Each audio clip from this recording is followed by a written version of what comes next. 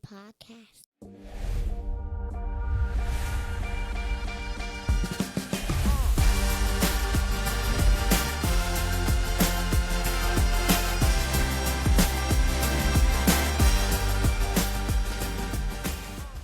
All right. Welcome back to another episode of Life's Hidden Curriculum.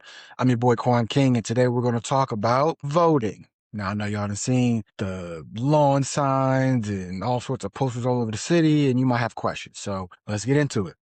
Since you're between the ages of 14 and 25, you've probably heard a million people tell you that your voice matters, your vote matters, or your vote, your voice, but maybe you don't really know how to vote or what any of that stuff actually means. Well, let me break it down for you right here. Okay, so what you need to know. Election day is coming up, May 19th, Tuesday, May 19th. That is for the upcoming primary election. Okay, so once again, you're going to hear me say this all throughout this video, is that election day is on May 19th. So you don't forget. So there's less than a week until the registration deadline. So if you are eligible to vote, you have to register to vote in advance. Okay, that is coming up on Monday, May 4th. But we'll get into that in a second. All right, so there's less than a week until the registration deadline. So today I'm going to go over a how-to session on how to vote. We're going to talk about voting by mail and then voting in person. And I've got some sample materials to kind of share with you in a video, and it's going to be super dope. Appreciate y'all. So stay tuned, stay locked in. All right, let's get into it. All right, first things first. Can you even vote? Are you eligible? Well, if you're a U.S. citizen and you'll be 18 by May 19th, don't get caught up in the math. Very simple. If you're going to be 18 by election day, you can vote. Now, you still have to register in advance, but if you're going to be 18 by election day, which is what? May 19th, then you're going to be eligible to vote. So even if you're 17 right now, if you're 18 by May 19th, you're good to go. Just make sure that you register. And you can go to either vote.phila.gov or vote.pa.gov to register. Only takes a couple minutes. Now, here's one thing to know about voting in Pennsylvania. Pennsylvania has a closed primary. What that means is when you select your party, your political party, whether that's Democrat, whether that's Republican, whether that's independent or non-affiliated, those are the candidates you're going to see on most of the ballots that you fill out. Now, there are some elections that, like, say, I think the general election that includes the president of the United States, that kind of stuff, you'll be able to pick either candidate of those that are running for president of the United States. But for anything else, it's going to be strictly limited to those that are within your own party. So outside of that, everyone can vote for the ballot questions, which are typically yes or no questions. So that's something fun for you to know, in case you didn't know, and now you do. All right, so now we're going to talk mail-in ballots. Now, mail-in ballots, that's my go-to. And here's why. I like mail-in ballots because, one, they come in advance. Two, it gives me multiple days, because I'll be looking at this damn thing, to figure out who I want to vote for. And it gives me the opportunity to do the research and really look at the candidates that are applying and running for these positions. So it's easy to just like go out here and see like, oh, I like this ad, or I like this commercial, or this person came to my door and they, talked to me, da da da. That's all well and cool. But to be able to sit down and really break it down, that's different. And what I like to do is I go to a site called Ballotpedia, BALLOTPEDIA.org. Now, this is not an endorsement, right? I'm not sitting here saying you got to go to this spot. What I am saying is this is what I like to use. I like to sit down, do my research. And I like this website because they have links to their campaign websites. They have links to, the Instagrams, all sorts of stuff. So really all you have to do, search bar at the top, type in the person's name, or type in, the state and the date. There's a lot of different ways you can do this, but it gives you like a whole breakdown of who all is voting, what are they voting for, state by state, day by day, all that kind of stuff. So I like it. It might seem a little bit overbearing, might seem like a lot of information, but it's also good information to have. And if you want to know more about the candidates that you're going to select, that's where I like to start. I'm not saying you have to do that, I'm just saying that's what I like to do. And this is also why I like to get a mail-in ballot, because I can just sit down, crack out my phone, get my laptop, and I can go through all this and spend an hour, hour and a half looking at these candidates and being like, yes, no, no, yes, yes, no. See what issues they talk about that speak to me, that I'm like, I'm passionate about that. I care about that. I like the fact they're talking about this. I didn't think about that. You know what? That's not my cup of tea. If that's what they're focused on, that's not for me. That's what I like to do. That's just me. All right. But if you also don't want to go to a polling place, right? A mail-in ballot is a good option. But you have to do it right or your vote doesn't count, which is very important as well.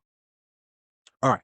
So here is what comes in the mail. Now mine is used all mangled up because I voted already. So you'll get this in the mail if you are registered to get a mail-in ballot. And inside, you're going to have a couple documents. Now, again, mine doesn't have everything because I used mine already, but this is the envelope that it comes in. You're going to have official instructions in English and also in Spanish on the back. And it gives you a really good breakdown. If you just look at this by itself, there's everything you need to know for there. You have instructions. You're going to have your ballot questions written in 3 different languages, including English. You're going to have your actual ballot. Then you're going to have 2 envelopes. You're going to have a yellow envelope that is your official, let me make sure I get this right because I'm going to mess this up, your yellow official election ballot. And then you're going to have a return envelope. Now, don't be confused. This is not your return envelope, okay? This is the envelope that your ballot came in.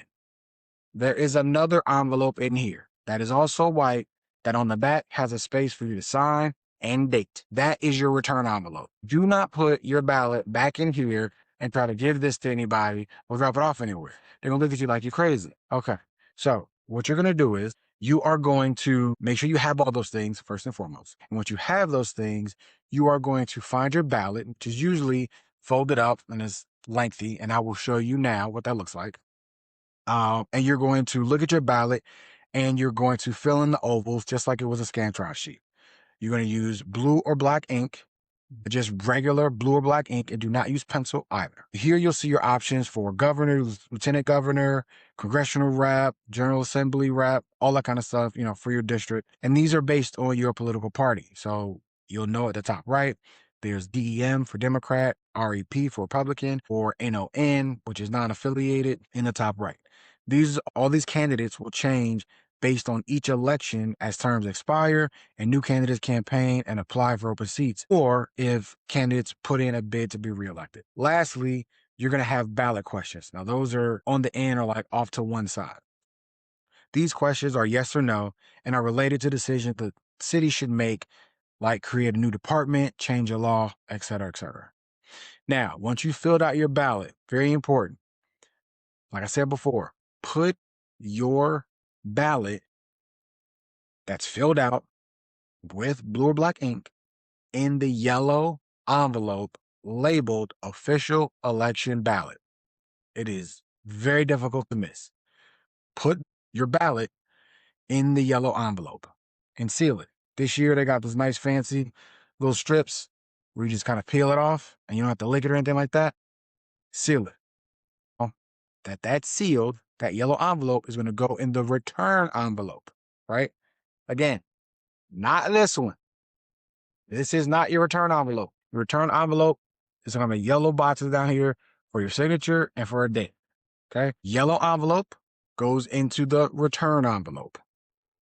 Seal that. Date it.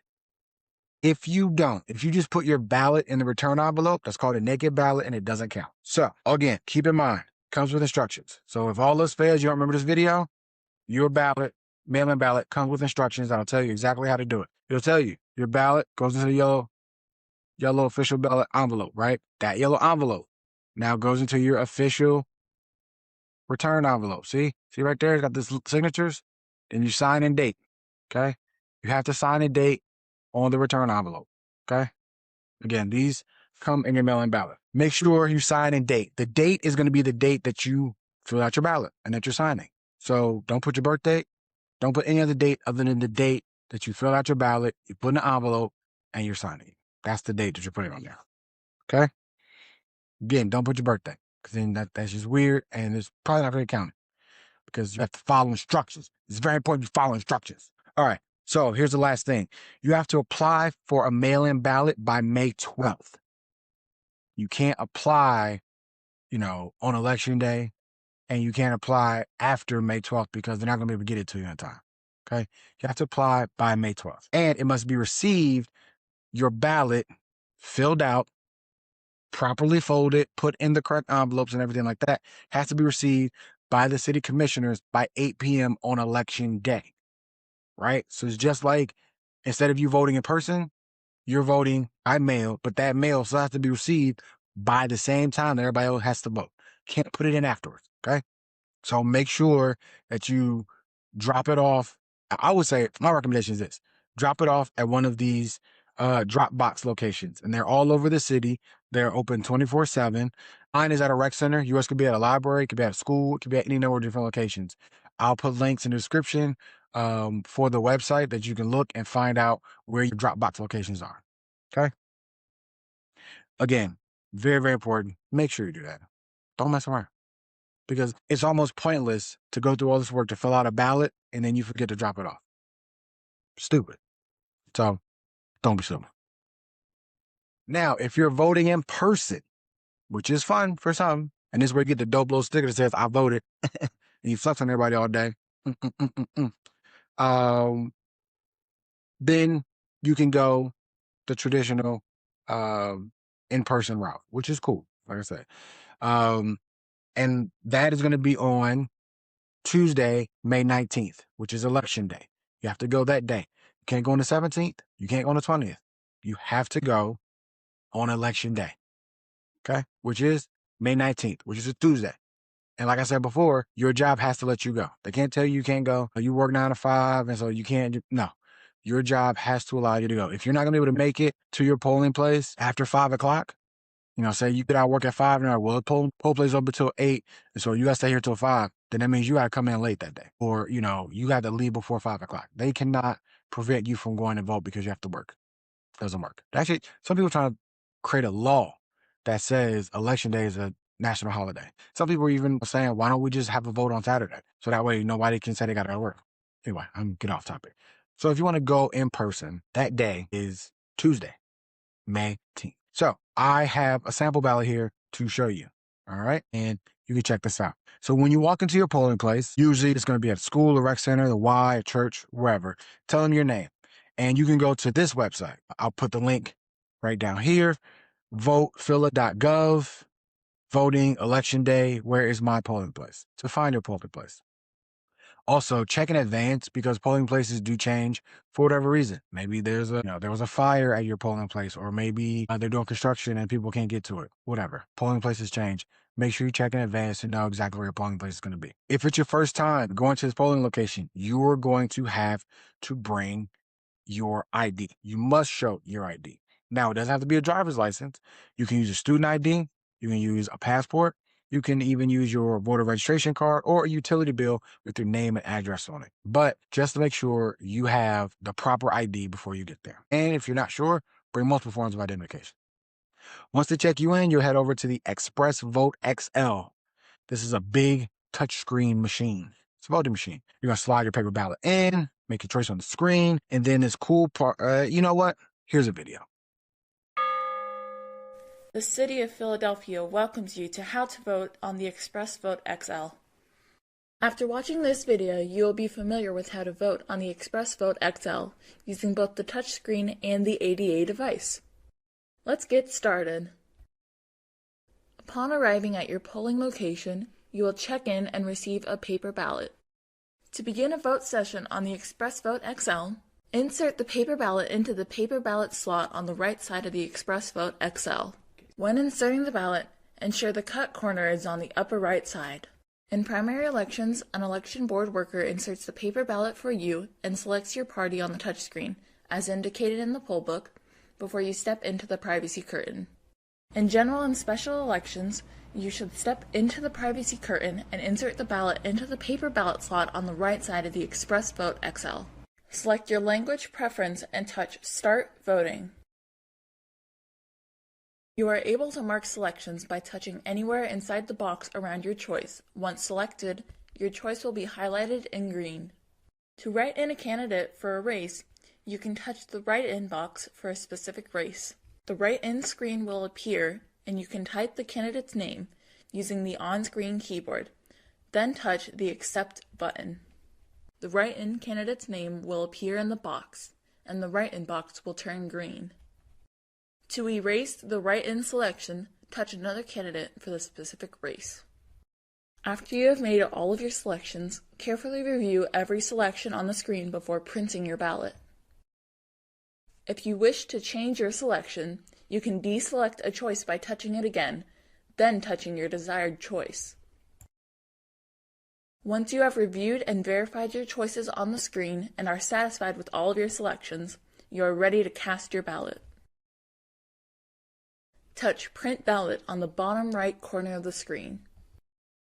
A confirmation window will display to signal that you are about to print your ballot. Touch Print on the confirmation window. Your printed paper ballot will appear in the clear preview window to the right of the touchscreen display. Once again, take the time to review your printed choices carefully. After reviewing your ballot, and if you are satisfied with the choices printed on your ballot, touch the Vote button on the screen to cast your ballot. The system will tabulate your vote and store your paper ballot in the hopper. The Thank You for Voting message will appear for a few seconds before returning to the Ready to Vote screen for the next voter. If you are not satisfied with your selection after printing your ballot, do not touch Vote. Instead, touch Spoil Ballot on the screen. This will cancel your current voting session and state to alert a poll worker. The Express Vote XL is fully American Disability Act compliant. Philadelphia's new voting system provides all voters with the assistance necessary to cast their vote. To activate assistive mode on the Express Vote XL, press the green square Select button on the ADA device after the paper ballot is inserted and the ballot displays on screen. The Help screen will be displayed on the Express Vote XL. A poll worker will hand the headphones to you and assist you in putting them on. When you are ready to start voting, press the Forward button, the yellow right arrow button on the ADA device to return to the ballot. Using assistive mode, you can use the ADA device to navigate through the ballot and the headphones to listen to audio ballot instructions. You may also connect a rocker switch or sip and puff device to the jack on the lower left side of the ADA device and follow the audio ballot instructions. You can use the ADA device, rocker switch, or sip and puff device to make vote selections, finalize, print, and cast your ballot. You can get more information at our website, philadelphiavotes.com/new voting system. Thank you for watching. See you at the polls. All right, lastly, quick recap. So, you want to register to vote by May 4th. That's Monday. To request a mail-in ballot, you have until May 12th. If you're not going to go in person, you're going to do the mail-in ballot like me, you have until May 12th to apply and request for that. You have to vote by May 19th, whether that's by mail or in person. You have to vote by May 19th by 8 p.m. If it's mail-in, you better put that motherfucker in a drop box, right? You can even go down to the city commissioner's office downtown, Center City, drop the joint off, okay? Or if you're going to go in person, make sure you're in line by 8 p.m. on Tuesday, May 19th, so you can vote. Verify where your polling place is. Make sure you're there by 8 o'clock so you can vote. So all I got. Holla at your boy. Have fun. Your voice, your vote. Deuces. Thanks for listening to another episode on Life's Hidden Curriculum Podcast. Please don't forget to like and subscribe on YouTube as we're on the road to 10,000 subscribers. If you like this content and want to support, head over to the website, lifeshiddencurriculum.com, and click donate. Also, I'm always looking for guests to share their stories, especially if it can help the next generation. Hit me up using the contact link. Thanks again, and stay tuned for more.